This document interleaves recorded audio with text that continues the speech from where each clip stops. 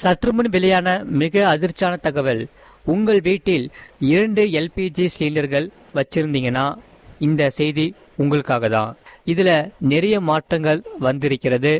இதை நீங்க கண்டிப்பா தெரிஞ்சே ஆகணும். இல்லைன்னா உங்களுக்கு தான் பிரச்சனை. அது என்னென்ன என்பதை இங்கே படிப்படியாக பார்ப்போம். அதை பார்க்கறதுக்கு முன்னாடி நீங்கள் நம்ம சேனலை சப்ஸ்கிரைப் பண்ணாமல் இருந்தீங்கன்னா மறக்காமல் வீடியோக்கு ஒரு லைக் பண்ணிவிட்டு சேனலை சப்ஸ்கிரைப் பண்ணிவிட்டு வீடியோவை கடைசி வரைக்கும் முழுமையாக பாருங்கள். பாதுகாப்பு காரணங்களுக்காக எல்பிஜி சிலிண்டர்களை சேமித்து வைப்பது குறித்து சில குறிப்பிட்ட விதிமுறைகள் உள்ளது. அந்த வகையில் மேற்கு ஆசிய நெருக்கடி தொடங்கி 5 மாதங்களுக்கு பிறகு சமையல் எரிவாயு மற்றும் இரட்டை சிலிண்டர் இணைப்புகள் மீதான கட்டுப்பாடுகள் தளர்த்தப்பட்டுள்ளது. இரட்டை சிலிண்டர்களுக்கு விண்ணப்பிப்பவர்களுக்கு இப்போது விரைவாக அனுமதி கிடைக்கிறது.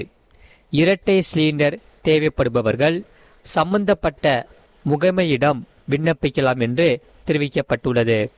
அந்த வகையில் எரிவாயு இணைப்புகள் தொடர்பாக அரசு சமீபத்தில் சில வழிகாட்டுதல்களை வெளியிட்டுள்ளது. அவற்றில் மிக முக்கியமானது என்னவென்றால், நுகர்வோர் ஒரு குறிப்பிட்ட காலக்கெடுவுக்குள் EKYC நடைமுறையை முடிக்க வேண்டும். அதன் பிறகு இந்த EKYCயை மேற்கொள்ள வேண்டும் என்று அரசு தொடர்ந்து வலியுறுத்தி வருகிறது. இம்முறை இதற்கான காலக்கெடு ஆகஸ்ட் 15 அரசு நிர்ணயித்து உள்ளது. EKYC செய்யப்படாவிட்டால் நுகர்வோருக்கு மானிய சலுகை கிடைக்காது. அவர்கள் கூடுதல் விலைக்கு எரிவாயு சிலிண்டர்களை வாங்க வேண்டியிருக்கும். ஆகையால் மக்கள் அனைவரும் இந்த தேதிக்குள் நீங்க EKYCயை முடிச்சிருங்க. இயல்பாகவே இந்த எல்பிஜி எரிவாயு இணைப்பு வைத்திருப்பவர்களிடம் இது தொடர்பான பல கேள்விகள் இருக்கும். அவற்றில் ஒரு முக்கியமான கேள்வி என்னவென்றால், ஒரே நேரத்தில் வீட்டில் எத்தனை எல்பிஜி சிலிண்டர்களை வைத்திருக்க அனுமதிக்கப்படுகிறது என்பதுதான். மறக்காம நீங்க வீடியோக்கு லைக் பண்ணிட்டு சேனலை சப்ஸ்கிரைப் பண்ணிட்டு தொடர்ந்து வீடியோவை பாருங்க. பலர் பயன்பாட்டில் உள்ள சிலிண்டருடன் கூடுதல் சிலிண்டர்களையும் வைத்திருப்பார்கள். இருப்பினும் பாதுகாப்பு காரணங்களுக்காக எல்பிஜி சிலிண்டர்களை சேமித்து வைப்பது குறித்து சில குறிப்பிட்ட விதிமுறைகள் உள்ளன. அவற்றை தெரிந்து கொள்வது மிகவும் அவசியமானவை. ஒரு வீட்டில் எத்தனை சிலிண்டர்களை வைத்திருக்கலாம்? பொதுவாக ஒரு வீட்டு எல்பிஜி இணைப்பில் 2 சிலிண்டர்களை, அதாவது ஒன்று பயன்பாட்டிற்கும் மற்றொன்று பாதுகாப்பிற்காகவும் வைத்திருப்பது சட்டப்படி அனுமதிக்கப்படுகிறது. அதாவது ஒரு சிலிண்டரை சமையலுக்கு பயன்படுத்தலாம், மற்றொன்றை இருப்பாக, அதாவது ரிசர்வ் வைத்து கொள்ளலாம். அந்த வகையில் பலர் கூடுதல் சிலிண்டர்களை வாங்கி வீட்டில் சேமித்து வைக்கின்றன. விதிமுறைகளின்படி வீட்டில் 2க்கும் மேற்பட்ட நிரப்பப்பட்ட எல்பிஜி சிலிண்டர்களை வைத்திருக்க அனுமதி பெற வேண்டும். ஏனெனில் கூடுதல் சிலிண்டர்களை சேமித்து வைப்பது பாதுகாப்பு தொடர்பான சிக்கலாகவும் அமைகிறது. அந்த வகையில் சரி, இந்த விதி ஏன் இருக்கிறது என்று இங்கே பார்ப்போம். ஏனென்றால் எல்பிஜி சிலிண்டர்களில் உள்ள வாயு மிகவும் ஆபத்தானது. சிறிய அளவில் வாயு கசிவு அல்லது தீ விபத்து ஏற்பட்டால் கூட பல சிலிண்டர்கள் இருப்பதால் அது ஒரு பெரிய ஆபத்தை ஏற்படுத்தக்கூடும். எனவே பாதுகாப்பு காரணங்களுக்காக வீட்டில் தேவையற்ற சிலிண்டர்களை வைத்திருக்க கூடாது என்று அரசு மற்றும் எண்ணெய் சந்தைப்படுத்தல் நிறுவனங்கள் விதிமுறையை வகுத்துள்ளது. ஆகையால் பொதுமக்கள் அனைவரும் 2 சிலிண்டருக்கு மேல் நீங்கள் வைத்திருந்தால் உங்களுக்கு பிரச்சனை ஏற்படுத்தக்கூடும். ஆகையால் இந்த செய்தி உங்களுக்கு மிகவும் பயனுள்ளதாக இருக்கும். எரிவாயு சிலிண்டர்களை சேமித்து வைக்கும் போது என்னென்ன முன்னெச்சரிக்கை நடவடிக்கைகளை மேற்கொள்ள வேண்டும் என்று இங்கே பார்ப்போம். சிலிண்டர்களை எப்போதும் செங்குத்தான நிலையிலேயே வைத்திருக்க வேண்டும். சிலிண்டர் வைத்திருக்கும் அறையில் போதுமான காற்றோட்டம் இருக்க வேண்டும்.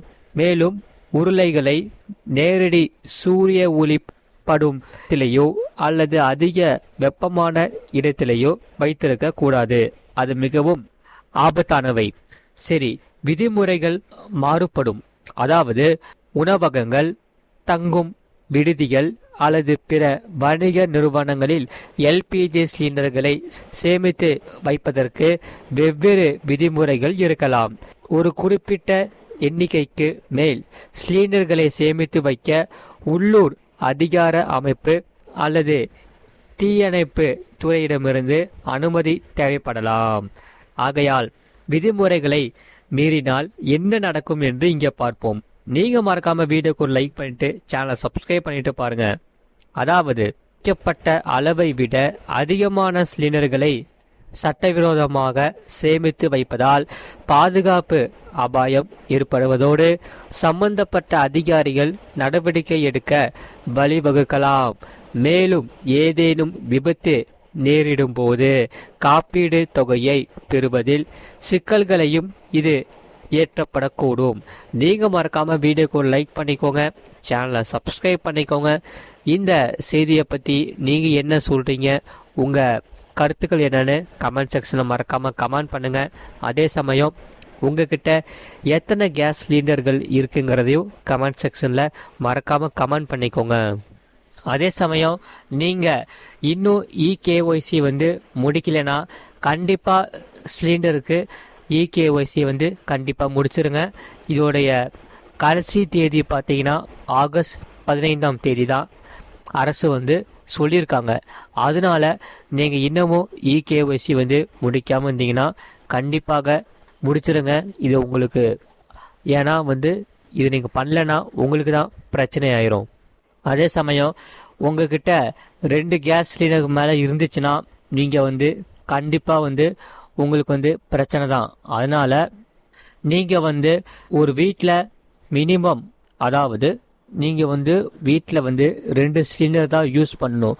அதுக்கு மேலே நீங்கள் யூஸ் பண்ணக்கூடாது.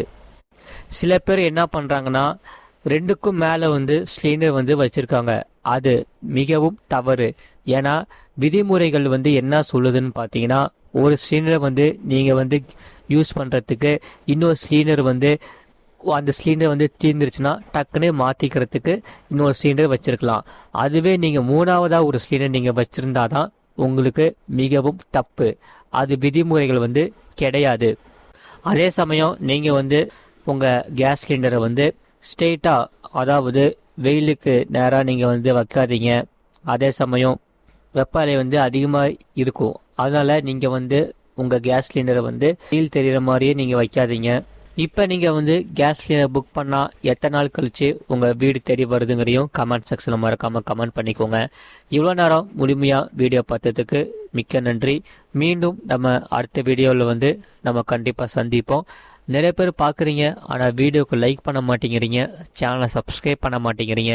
நீங்கள் மறக்காமல் வீடியோக்கு ஒரு லைக் பண்ணி சேனலை சப்ஸ்கிரைப் பண்ணி நமக்கு சப்போர்ட் பண்ணாதான் அடுத்தடுத்து புதிய புதிய செய்திகள், அதாவது அரசு சார்ந்த மிக முக்கியமான செய்திகள் நம்ம சேனலில் அப்லோட் பண்ணிக்கிட்டே இருப்போம்.